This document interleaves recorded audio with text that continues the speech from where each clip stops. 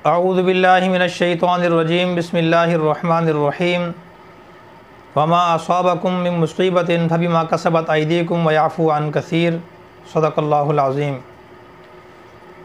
मेरे मोहतरम दोस्तों और भाइयों, इस वक्त जो मुल्क के हालात हैं, माशी हालात हैं, महंगाई है, बेरोज़गारी है, गुर्बत है, नाइत्तेफ़ाक़ी है, आपस में इंतशार और इख्तलाफ है, और जो सैलाब की मौजूदा सूरत हाल है, जो हमारे मुल्क की आवाम का, गरीब लोगों का जो नुकसान हो रहा है, उसको देख कर दिल खून के आंसू रोता है।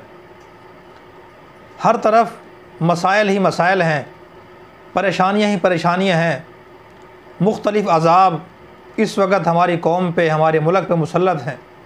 कहीं महंगाई का अज़ाब है, कहीं गुर्बत का अज़ाब है, कहीं बेरोज़गारी का अज़ाब है, लोड शेडिंग का अज़ाब है, आपस की नाइत्तेफ़ाक़ी, इख्तिलाफ़ात और इंतशार का अज़ाब है, और बच्चों की नाफरमानी का अज़ाब है।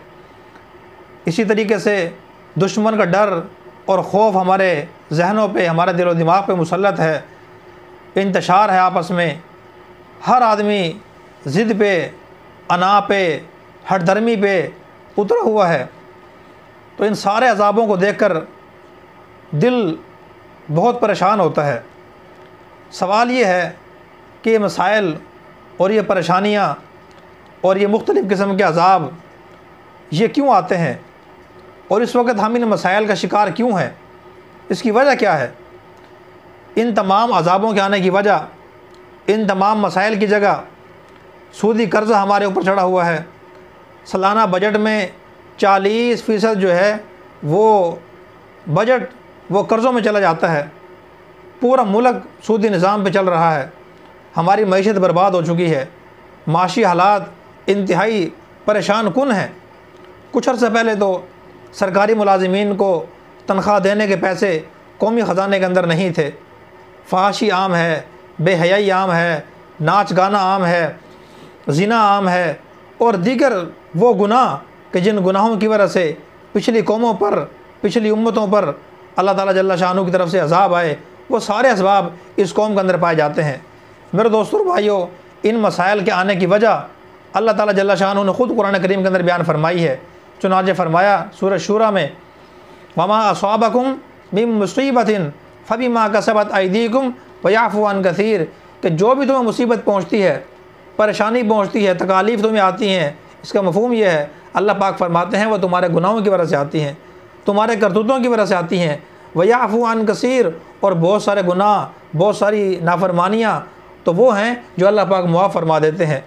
एक और जगह अल्लाह पाक ने फरमाया, अवला यरौना अन्नहुम युफ्तनूना फ़ी कुल्लि आमिन मर्रतन अव मर्रतैनि सुम्मा ला यतूबून वला हुम यज़क्करून। अल्लाह पाक ने फरमाया, क्या ये लोग देखते नहीं हैं कि इनको साल में एक मरतबा या 2 मरतबा फितने के अंदर मुब्तला किया जाता है, इनको आजमाया जाता है। सुम्मा ला यतूबून, फिर भी ये तौबा नहीं करते, वला हुम यज़क्करून, और ना ही नसीहत हासिल करते हैं। फलनुज़िक़न्नहुम मिनल अज़ाबिल अदना दूनल अज़ाबिल अकबर। अल्लाह पाक ने फरमाया कि हम इन गुनाहगारों को, इन नाफरमानों को बड़े अज़ाब से पहले छोटा अज़ाब चखाएँगे, इनको हम अज़ाब देंगे, इनको हम अज़ाब भेजेंगे इनके ऊपर।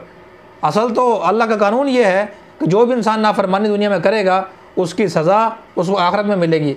लेकिन बाज़ औक़ात ऐसे गुनाह होते हैं, बाज़ औक़ात नाफरमानी इतनी बढ़ जाती है, एलानिया बगावत इंसान शुरू कर देता है, तो उन गुनाहों की नहूसत और उनका अज़ाब इंसान को दुनिया के अंदर भी बर्दाश्त करना पड़ता है। अल्लाह पाक फरमाते हैं, दूनल अज़ाबिल अकबर लअल्लहुम यरजिऊन, इसलिए हम इनको अज़ाब देंगे ताकि ये रुजू करें। अब इन मसाइल का हल अल्लाह पाक ने कुरान करीम में बताया। मसाइल आने की, अज़ाब आने की वजह भी बताई कि तुम्हारे गुनाहों की वजह से आएंगे, तुम्हारी नाफरमानियों की वजह से ये अज़ाब आएंगे, परेशानी आएंगी। अब इसका हल क्या है? अल्लाह पाक ने खुद फरमाया, लअल्लहुम यरजिऊन, ताकि तुम अल्लाह की तरफ रुजू करो। तो इन तमाम मसाइल से निकलने का रास्ता मेरे दोस्तों ये है कि हम अपने गुनाहों से तौबा करें, अल्लाह की नाफरमानी छोड़ें, अल्लाह के हकूक़ भी अदा करें, बंदों के हकूक़ भी अदा करें। हर आदमी जिस पोजीशन में है, जिस हैसियत में है, जिस मनसब पे है, जितने इख्तियारात अल्लाह पाक ने उसको दिए हैं, उन सब का वो सही इस्तेमाल करे। हुक्मरान अपनी ज़िम्मेदारियों को समझें, वफाकी वज़रा और बड़े बड़े अफसरान अपनी ज़िम्मेदारियों को समझें, बड़े बड़े इदारों के ज़िम्मेदार लोग अपनी ज़िम्मेदारियों को समझें। आवाम अपनी ज़िम्मेदारियों को समझें और सियासी लीडरान, मजहबी लीडरान जो है, कायदीन अपनी ज़िम्मेदारियों को समझें, दयानतदारी के साथ, इखलास के साथ और सच्चा मुहिब वतन बनकर अवामी और कौमी मफाद के अंदर वो काम करे, तब तो हम इन मसाइल से निकल सकते हैं। और नंबर 2, अल्लाह की तरफ रुजू करें। अल्लाह पाक फरमाते हैं कि ये मसाइल आने के बाद इंसान जो है अल्लाह की तरफ रुजू करे, फिर तो वो इन मसाइल से निकल सकता है। अफसोस ये है मेरे दोस्तों, जो हल अल्लाह पाक ने बताया है कि तुम अल्लाह की तरफ रुजू करो, अल्लाह से अपने गुनाहों की माफ़ी मांगो, अल्लाह से दुआ करो कि अल्लाह हम इंतहाई कमज़ोर हैं, इंतहाई गुनाहगार हैं, हमसे गुनाह हो गए हैं, या अल्लाह आप बग़ैर आजमाइश के हमें कामयाब फरमा दीजिए, हमारे गुनाहों को माफ़ फरमा दीजिए, हमारे मुल्क की माशी सूरत हाल को बेहतर फरमा दीजिए, हमें गैरों के कर्ज़ अदा करने की तौफ़ीक अता फरमा दीजिए। और जिन गुनाहों की वजह से वबाल आता है, परेशानी आती है, मुसीबतें आती हैं, कौमें तबाह हो जाती हैं, मुल्क के मुल्क बर्बाद हो जाते हैं, कौमें फ़ना हो जाती हैं, माली नुकसान इंसान को पहुँचता है, जानी नुकसान पहुँचता है, या अल्लाह उन तमाम गुनाहों से, उन तमाम असबाब से हमें बचने की तौफ़ीक अता फरमा और उन तमाम वजूहात को ख़त्म करने की तौफ़ीक अता फरमा कि जिन वजूहात की बिना पर पूरे मुल्क की आवाम, हुक्मरान, सियासतदान सब मसाइल का शिकार हो जाते हैं। अल्लाह की तरफ रुजू करें। अब जो रुजू करने वाला काम है, दुआ करने वाला काम है, माफ़ी मांगने वाला काम है, अपनी ज़िम्मेदारियों को दयानतदारी के साथ सही तरीके से अदा करने वाला काम है, वो तो हम करते नहीं हैं। न फ़राज़ अदा करते हैं, न वाजिबात अदा करते हैं, न सुन्नतें अदा करते हैं, न हराम खाने से बाज आते हैं, न सूद लेने से बाज आते हैं, और दीगर जो मुआशरती जराइम और बड़े बड़े गुनाह जिनकी वजह से पिछली कौमों पर अजाब आया, वो गुनाह हम छोड़ने के लिए तैयार नहीं है। और जो तरीका अल्लाह पाक ने बताया है उस पर भी अमल नहीं करते, तो बताएं हम मसाइल से कैसे बाहर निकलेंगे? हमारे माशी हालात कैसे बेहतर होंगे? हमारा मुल्क कैसे तरक्की करेगा? हमारी कौम और पूरे मुल्क की आवाम जो है वह ज़वाल का शिकार क्यों नहीं होगी? लिहाजा जो तरीका अल्लाह ने बताया है कि अल्लाह की तरफ रुजू करें, वो तरीका हमें इख्तियार करना चाहिए। हम क्या करते हैं? जो आदमी जिस पार्टी में है, जिस कारकुन का ताल्लुक़ जिस सियासी और मजहबी जमात से है, वो सारा दिन बैठ कर उसी की तारीफ़ें करता है, उसी के बारे में तबसरे करता है, उसका दिफा करता है, दूसरों के ख़िलाफ़ सारा दिन बातें करता है। जहाँ 4 आदमी इकट्ठे हो जाते हैं, सारा दिन यही काम है उनका। खुदा के लिए हाथ जोड़ता हूँ मेरे दोस्तों, ये हल नहीं है।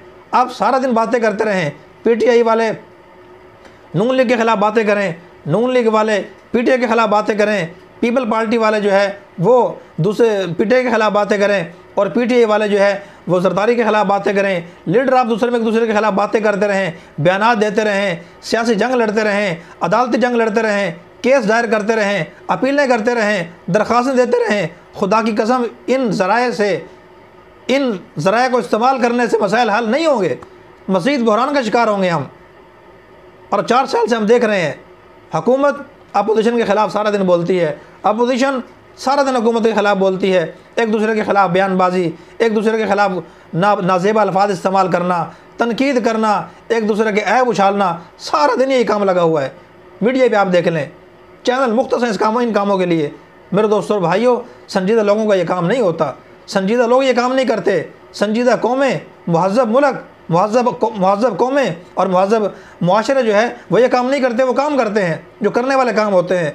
इसलिए पूरी कौम से गुजारिश करता हूँ, तमाम मुतालिकीन से गुजारिश करता हूँ, दोस्तों से गुजारिश करता हूँ, अपने अपने ज़िम्मेदारियों को, छोटे लेवल पे है, छोटी सतह पे कोई आदमी है, अपने ज़िम्मेदारी इसी तरीके से अदा करे। जो सूबाई लेवल पे है, जो मुल्की लेवल पे है, लीडर है, मुआशरे का बड़ा है, किसी महकमे का बड़ा है, अफसर है, वो अपने ज़िम्मेदारियों को दयानतदारी के साथ जो है अदा करने की कोशिश करें, अपने गुनाहों से माफ़ी मांगें, अल्लाह ताला की तरफ रुजू करें। इंशाअल्लाह हम मसाइल से निकल सकते हैं। अगर हम यूँ बयानबाजी करते रहे, एक दूसरे के ख़िलाफ़ नाज़ेब अल्फाज इस्तेमाल करते रहे, गालियाँ देते रहे, पोस्टर लगाते रहे, शक्लें बिगाड़ते रहे, एक दूसरे को गालियाँ देते रहे, तो मेरे दोस्तों और भाइयों, इन मसाइल से हमें कोई नहीं निकाल सकता।